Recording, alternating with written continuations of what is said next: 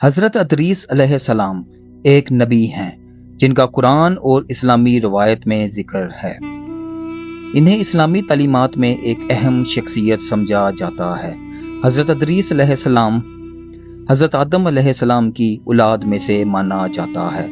حضرت ادریس علیہ السلام حضرت نوح علیہ السلام کے زمانے سے پہلے رہتے تھے۔ حضرت ادریس علیہ السلام کا ذکر قرآن مجید میں 2 مرتبہ آیا ہے، خاص طور پر سورہ مریم اور سورہ انبیاء میں۔ انہیں ایک سچا اور صبر کرنے والا نبی بتایا گیا ہے۔ حضرت ادریس علیہ السلام اپنی حکمت، علم اور اللہ سے عقیدت کے لیے مشہور ہیں۔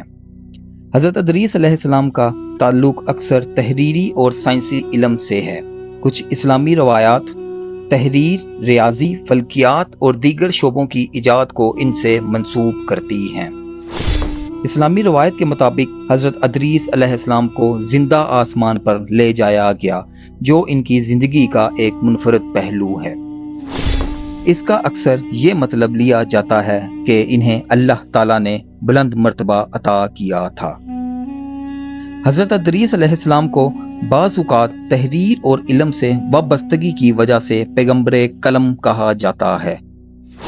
ان کی میراث تقوی، حکمت اور علم الہی سے گہرا تعلق ہے۔ حضرت ادریس علیہ السلام کو اسلامی روایت میں ایک قابل احترام مقام حاصل ہے، جو علم کے حصول اور نیکی کے راستے پر لگنے کی علامت ہے۔ میں آج کی اپنی اس ویڈیو میں آپ کو حضرت ادریس علیہ السلام کی ملاقات ملک الموت یعنی حضرت اسرائیل علیہ السلام کا واقعہ بتانے جا رہا ہوں۔ میں اپنی اس ویڈیو کے آغاز سے پہلے آپ سب دوستوں سے گزارش کرتا ہوں کہ میری اس ویڈیو کو اینڈ تک ضرور دیکھیے گا۔ ایک دفعہ ملک الموت یعنی حضرت اسرائیل علیہ السلام نے اللہ تبارک و تعالیٰ سے حضرت ادریس علیہ السلام کو سلام کرنے اور ان سے ملاقات کرنے کی اجازت مانگی۔ جب ملک الموت حضرت ادریس علیہ السلام کے پاس آئے اور کہا، میں چاہتا ہوں کہ آپ کے ساتھ رہوں، تو حضرت ادریس علیہ السلام نے منظور فرمایا اور وہ ایک دوسرے کے رفیق ہو گئے اور وہ مدتوں تک ساتھ رہے۔ آپ علیہ السلام دن کو روزہ رکھتے، جبکہ رات کے وقت حضرت ادریس علیہ السلام کے پاس من و سلوہ پہنچ جاتا، جس سے وہ افطار فرماتے۔ وہ ملک الموت کو بھی کھانے میں شریک ہونے کی دعوت دیتے، مگر وہ کہتے تھے کہ مجھ کو ضرورت نہیں ہے اور نماز میں مشغول رہتے۔ حضرت ادریس علیہ السلام تھک کر سو جاتے تھے، لیکن ملک الموت کو نہ سستی لاحق ہوتی نہ وہ سوتے تھے۔ اسی طرح چند روز گزرے، یہاں تک کہ ایک روز وہ انگور کے ایک باغ اور بھیڑوں کے ایک گول کے پاس سے گزرے۔ ملک الموت نے پوچھا، کیا آپ پسند کرتے ہیں کہ ہم بھیڑ کا ایک بچہ اس گول سے یا اس باغ سے انگور کے چند گچھے لے آؤں تاکہ آپ شام کو اس سے افطاری کر لیں؟ حضرت ادریس علیہ السلام نے کہا، سبحان اللہ، میں تم کو اپنے مال سے کھانے کی دعوت دیتا ہوں تو تم انکار کر دیتے ہو، اور مجھ کو دوسروں کا مال بغیر اجازت کھانے کی دعوت دیتے ہو۔ تم نے میری صحبت کا خوب حق ادا کیا ہے، بتاؤ تم کون ہو؟ کہا کہ میں ملک الموت ہوں۔ تو حضرت ادریس علیہ السلام نے کہا، تم سے میری ایک حاجت ہے۔ انہوں نے پوچھا، کیا؟